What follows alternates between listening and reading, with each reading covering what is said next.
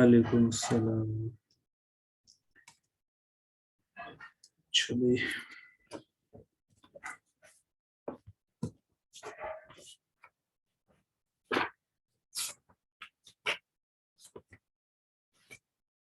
तो आज हमने लास्ट टाइम जो पेज पढ़ी थी, आज हमें शुरू करना है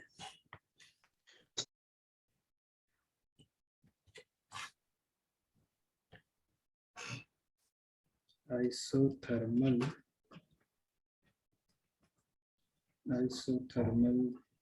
एक्सपेंशन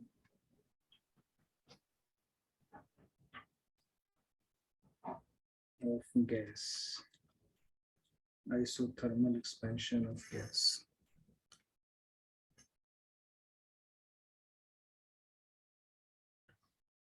हमने पहले पढ़ा था आइसोथर्मल क्या होता है, आइसोकोरिक क्या होता है, आइसोबैरिक क्या होता है, इस तरह की बातें हमने पढ़ी थी। तो आइसो का मतलब होता है सेम, थर्मल का मतलब होता है टेम्परेचर, जिसमें टेम्परेचर चेंज नहीं होता। इसको हम डिस्कस करते हैं। In isothermal process the temperature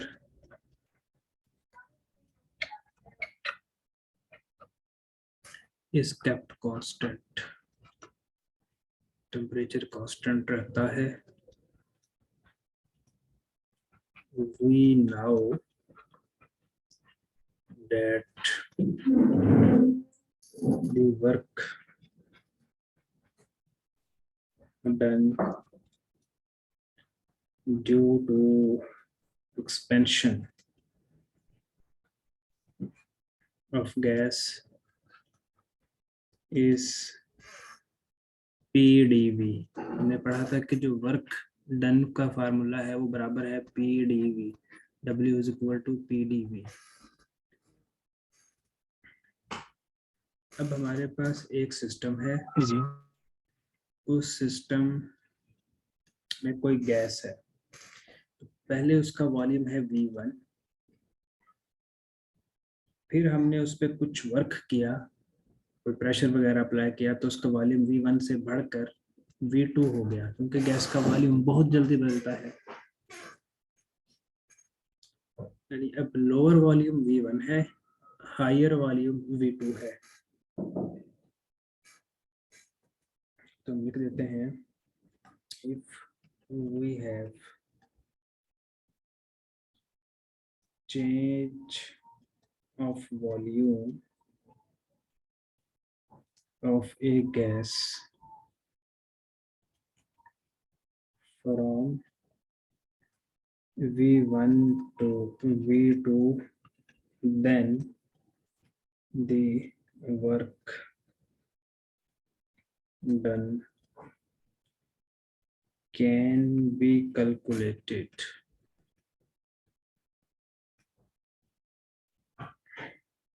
by doing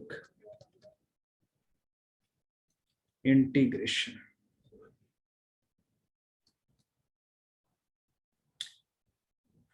We now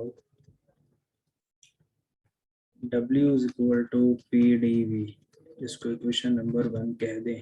integrate above equation within limits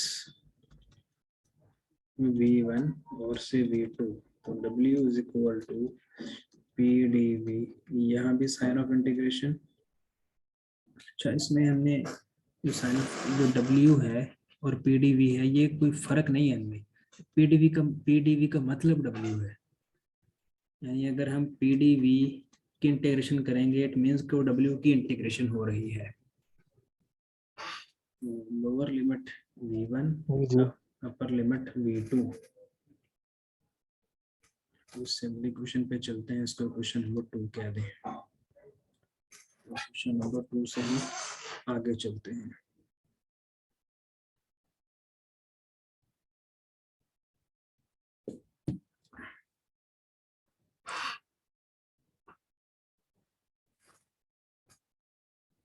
वही ना हो, PV is equal to NRT। तो यहाँ से अगर P हम सेपरेट करें तो वो NRT ओवर V हो जाएगा। इसको इक्वेशन 3 कहते हैं। और इक्वेशन 2 क्या थी? ये इक्वेशन 2 है। इक्वेशन 2 में P की जगह पर इक्वेशन 3 से P की वैल्यू पुट करना। पुट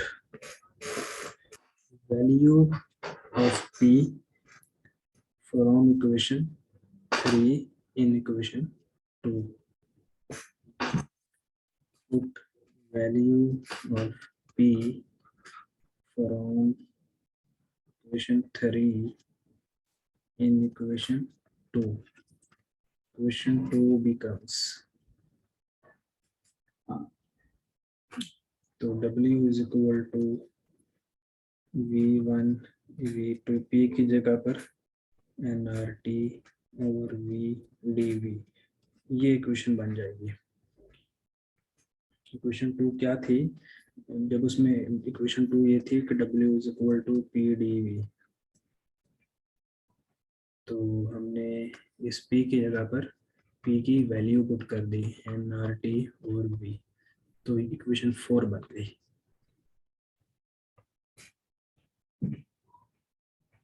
जी जी समझ आ रही। अब इसको जी जी NRT ये कांस्टेंट है, बाहर निकाल दें तो ब्रैकेट में DV और V रह जाएगा। हमने एक फार्मूला पढ़ा होता है कि अगर कोई फंक्शन हो, फंक्शन के ऊपर उस फंक्शन का डेरिवेटिव हो, उसे इंटीग्रेट करें तो वो natural log of that function होता है। तो W is equal to NRT, तो नेचुरल लॉग V, तो limit V1 upper limit V2,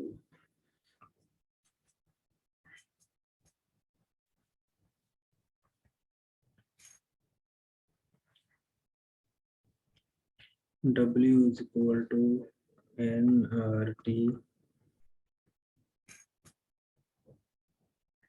अब लिमिट पुट करेंगे, नेचुरल लॉग इस V की जगह अपर लिमिट लिखते हैं V2, फिर खुद से लगाएं माइनस और इस V की जगह लोअर लिमिट V1 लिख दें।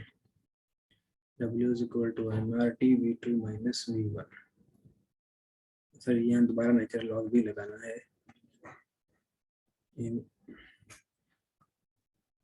इस V की जगह पहले अपर लिमिट V2, फिर इस V की जगह लोअर लिमिट V1।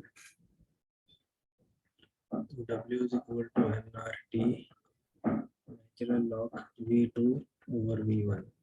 दो लॉग हो तो उनको एक लॉग में ऐसे लिख सकते हैं। तो ये फाइनल फार्मूला हो गया। इस फार्मूले को थोड़ा सा अगर और चेंज करना हो तो एक लॉग ये होता है और एक लॉग LOG होता है। तो ये बराबर लॉग नेचुरल लॉग x बराबर होता है 2.303 LOG वाले लॉग के। तो हम इसको यूँ भी लिख सकते हैं NRT, इस लॉग की जगह पर LOG वाला लॉग जब लिखेंगे तो साथ में ये नंबर भी लिखना है। तो ये नंबर हम शुरू में लिख देते हैं 2.303।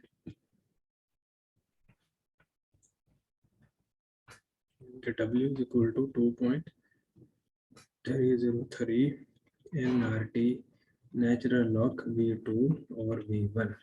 तो इस फार्मूले से हम वर्क कैलकुलेट कर सकते हैं जब किसी गैस का वॉल्यूम V1 से V2 पर जाए।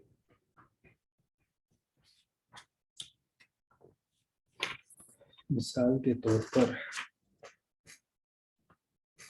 एक क्वेश्चन है 3 moles of N2 gas, nitrogen gas is expanded, फैल रही है आइसोथर्मली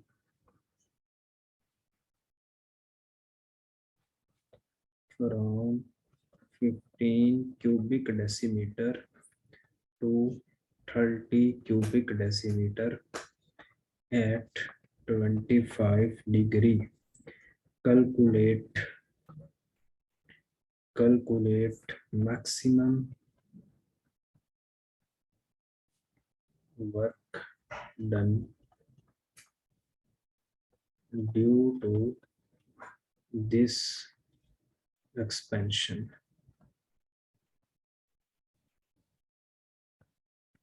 तो ये क्वेश्चन है, इसका ये सोल्यूशन है। कुछ चीजें हमें गिवन है, जैसे 15 क्यूबिक डेसीमीटर और 30 क्यूबिक डेसीमीटर। तो V1 हो जाएगा 15 क्यूबिक डेसीमीटर, V2 हो जाएगा 30 क्यूबिक डेसीमीटर। टेम्परेचर है 25 डिग्री, इसको हम केल्विन में करें तो 25 प्लस 273 ये 298 केल्विन हो जाएगा। हमने वर्क कैलकुलेट करना है, तो हमें जो फार्मूला पीछे हमने डराइव कर रखा है ये वाला फार्मूला, या ये पुट कर लें या ये पुट कर लें, ये सेम फार्मूले हैं, आंसर बिल्कुल सेम आएगा। तो कैलकुलेटर होना चाहिए, पेपर में भी लेकर जाइएगा, क्योंकि आपका जो पास पेपर जितने भी आए हैं उनमें न्यूमेरिकल काफ़ी है। तो हम अब वैल्यूज पुट करके इसको कर सकते हैं। we now formula W is equal to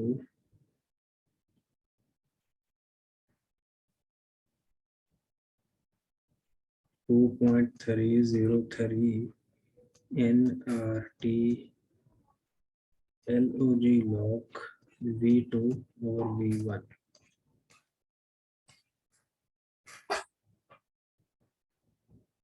इस फार्मूले में जस्ट वैल्यूज पुट करनी है, कैलकुलेटर का बटन दबाना है,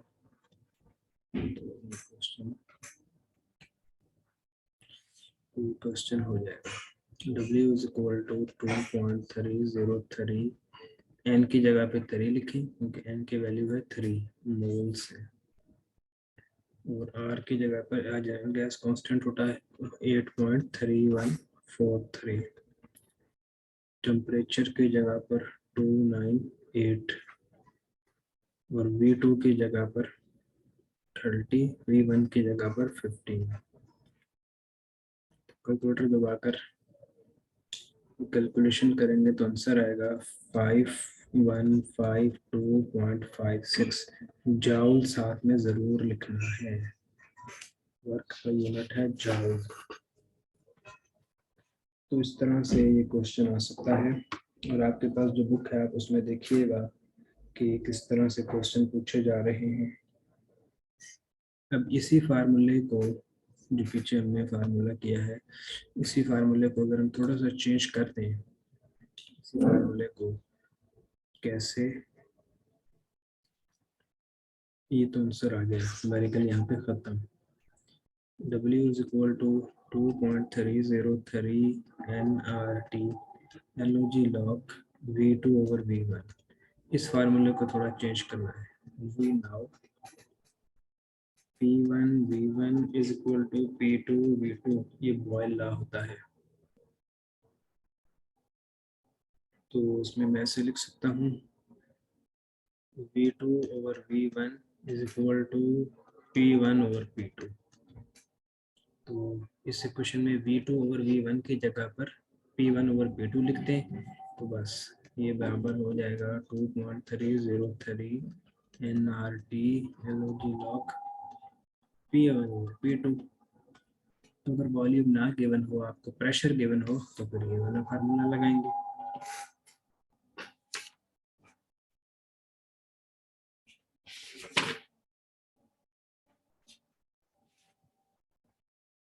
लाइन लॉजिक पे कंटिन्यू करते हैं। बॉल पेन पड़ा है कोई नया या कोई खत्म करना देख कर देता हूँ, दे देना मुझे हम पूरा करता हूँ।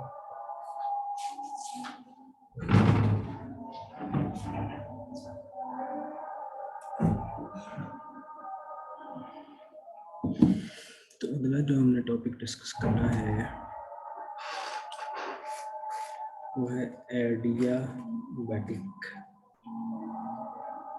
Expansion in ideal gas.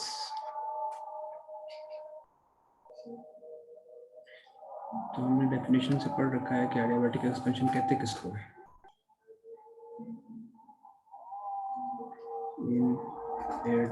static process, no heat enter or leave the system, ना कोई हीट एंटर होती है, ना कोई हीट सिस्टम से बाहर जाती है। तो जब ऐसा होता है तो डेल्टा क्यू 0 हो जाता है।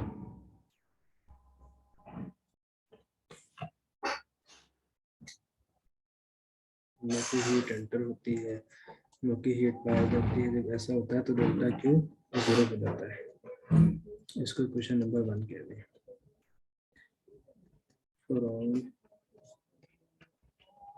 First law of thermodynamics, DE is equal to, तो जो जो हम पढ़ रहे हैं ना आप इसके साथ साथ प्रैक्टिस जरूर करना, क्योंकि फिजिकल केमिस्ट्री ऐसा है कि हर अगला लेक्चर पिछले के साथ बड़ा लिंक होता है। जी जी तो ये इसको क्वेश्चन 2 कह देते हैं। पुट इक्वेशन 1 इन इक्वेशन 2, तो डेल्टा ई बराबर हो जाएगी इस डेल्टा क्यू की जगह मैं 0 लिख देता हूँ, फिर 0 लिखने की जरूरत नहीं, तो ये इक्वेशन बन जाएगी। इसको इक्वेशन 3 कहते हैं। We also know, हमने यूं कहा W is equal to PdV, ये एक्चुअल में होता ही ऐसे है। W is equal to PV होता है। जब हम डेल W करते हैं तो P डेल V हो जाता है। इसको फिर हम यूं लिख देते हैं del W is equal to P del V। ये हकीकत में ये वाला फार्मूला होता है, लेकिन हम अक्सर इसे ऐसे कह देते हैं W is equal to PdV, pressure volume work. हकीकत में W is equal to PV होता है, pressure volume work. We also know del W is equal to PdV। Equation 4 कह दे, put equation 4 in equation 3,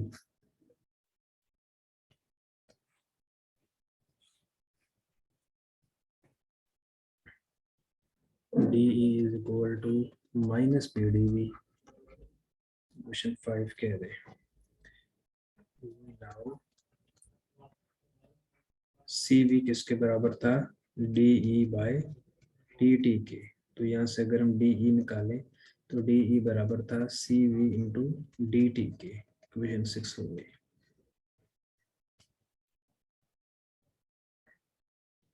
अब इक्वेशन 6 को देखें और equation 5 को देखें, इनकी एक साइड सेम है। कंपेयर इक्वेशन 5 एंड इक्वेशन 6, तो CVDT बराबर हो जाएगा minus PdV।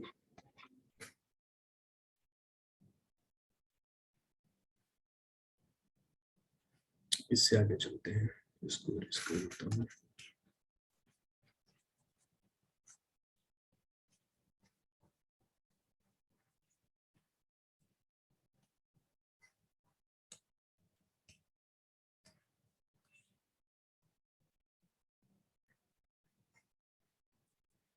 For 1 mole of an ideal gas, PV is equal to RT। P is equal to RT over V।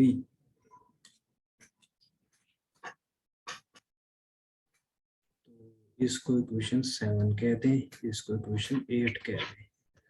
Put जैसे इक्वेशंस के साथ एक तरीके से एक तरतीब से खेलना है। पुट इक्वेशन 8 इन इक्वेशन 7, हर अगली इक्वेशन पिछली इक्वेशन में पुट करते चले जाना है।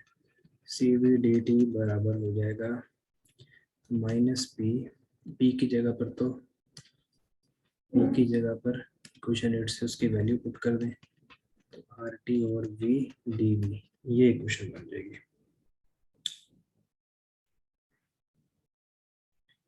तो मैं अगर इस T को इधर ले आए तो CVDT, ये T यहाँ पर मल्टीप्लाई हो रहा है, उधर जाएगा डिवाइड हो जाएगा, तो minus R D V over V, ये इक्वेशन बन जाएगी। अब इससे आगे चलते हैं, इस इक्वेशन से आगे चलते हैं, इसको मैंने इरेज नहीं किया, इस इक्वेशन से आगे चलते हैं। तो C V D T over T is equal to minus R D V over V, इसको नाम नंबर दिया है, इसको हम नंबर दे देते हैं equation 9। Equation 9 integrate above equation 9 within limits। Limits क्या रखनी, जिस इक्वेशन को इंटीग्रेट करना हो उसे एक बार कॉपी पेस्ट कर लो।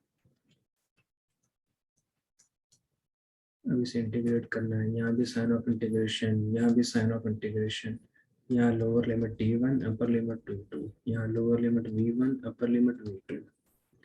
तो cv को बाहर निकाल दो, वो कांस्टेंट है। इस कैसे पता चला वो कांस्टेंट है, ये dt बता रहा है कि टेम्परेचर के अलावा बाकी बकिया चीज कांस्टेंट है।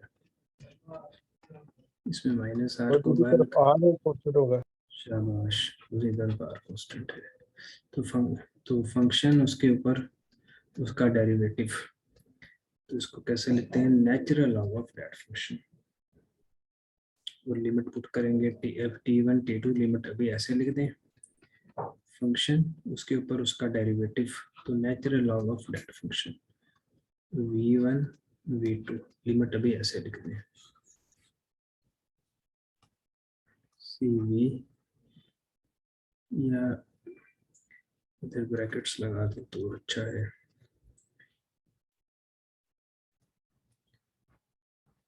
अब लिमिट पुट करनी है, इस t की जगह अपर लिमिट t2 लिख दें, फिर खुद से लिखें माइनस, और इसी t की जगह लोअर लिमिट t1 लिख दें। लिमिट पुट हो गई, माइनस आर, इधर भी इस v की जगह अपर लिमिट v2 लिख दें, और फिर माइनस लगा के इसी v की जगह लोअर लिमिट v1 लिख दें। तो ये काम हो गया। दो लॉग लिखे हों तो उनको ऐसे लिख सकते हैं,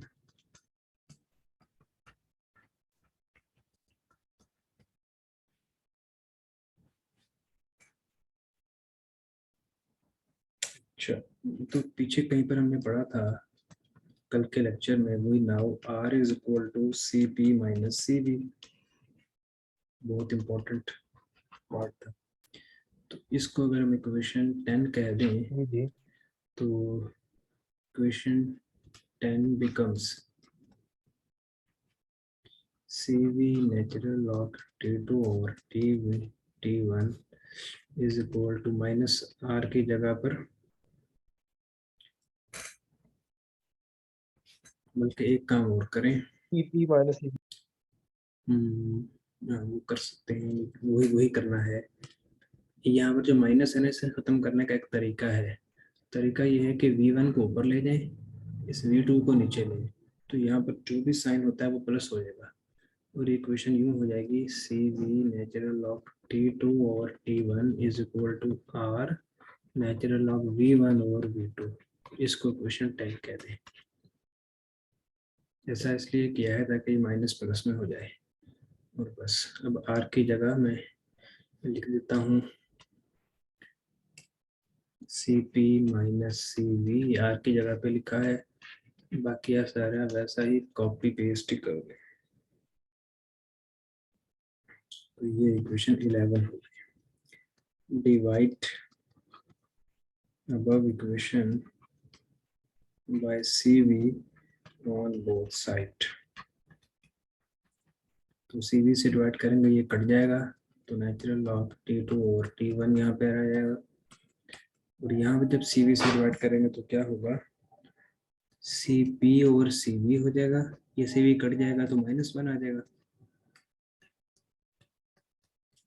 हम थोड़ा तेज करने लग गए, तो आपको जी इसमें कोई बात नहीं। दिक्कत हो तो पूछें, क्योंकि आपको ये चीज़ें इक्वेशंस वगैरह का मसला होता नहीं है इतना, लेकिन हो सकता है, ऐसा नहीं कि अगर होता नहीं है तो कभी होगा, तो आप फिर पूछ लेना।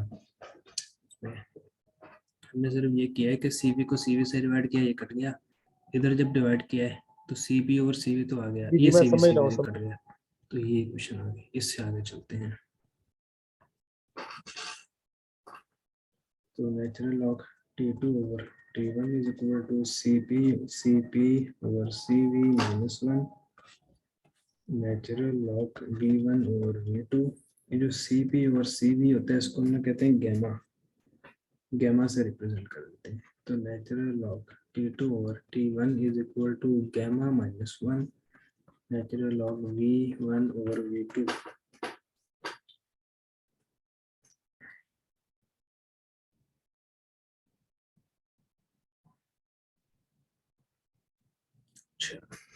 Natural log T2 over T1 is equal to natural log V1 over V2। यहाँ पर जो चीज लिखी होती है ना, इसे पावर बना सकते होते हैं, अगर लॉग हो तो इसे पावर बना दें, तो ये गैमा माइनस 1 पावर बन जाएगी, और अगर इसे वापस लाएं तो फिर वैसे ऊपर वाली इक्वेशन बन जाएगी। तो natural log T2 over T1 is equal to, natural log ना लिखें बल्कि अगर एंटी लॉग लें तो लॉग कैंसिल हो जाएगा, take anti log of above equation। तो T2 और T1 रह जाएगा क्योंकि एंटी लॉग लॉग को खत्म कर देता है।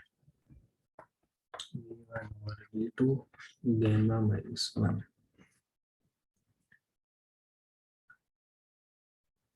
तो इसको T2 over T1 is equal to V1 gamma minus 1 और V2 gamma minus 1 cross multiplication करें। T2 V2 gamma minus 1 V1 gamma minus 1 T1। तो ये एक फाइनल फार्मूला बनता है। अब इस फार्मूले से कल हम कुछ कैलकुलेशन करेंगे जिससे ज़्यादा जी बेहतर जी समझ में आएगा। ठीक है सर। तो आप देख लेना ठीक है अपनी बुक से, और जी जी लेक्चर के नोट्स से कोई चीज़ डिस्कस करना चाहो अकॉर्डिंग टू यूर बुक तो फिर उसको करेंगे। जी ठीक है ठीक है अंदाज़ो। सर। ठीक है सर। ओके अल्लाह ओके। हाफिज़।